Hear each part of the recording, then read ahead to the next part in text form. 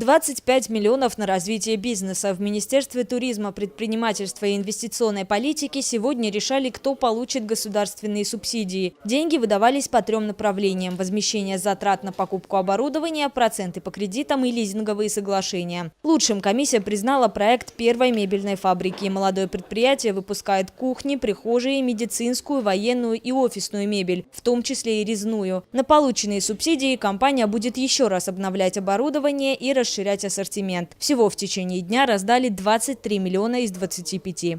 Не совсем удовлетворен тем, какие именно были проекты представлены, в том плане, что, конечно, хотелось увидеть что-то более грандиозное, более инновационное, учитывая те размеры субсидий, которые были, соответственно, предоставлены сегодня. Если достаточно такое стабильное, серьезное предприятие получает еще какие-то дополнения и какие-то бонусы в виде субсидий, то есть у них больше будет возможности для того, чтобы сохранить рабочие места, для того, чтобы создать, может быть, какие-то рабочие места, для того, чтобы в условиях кризиса не пострадать и там, не сбавлять оборот.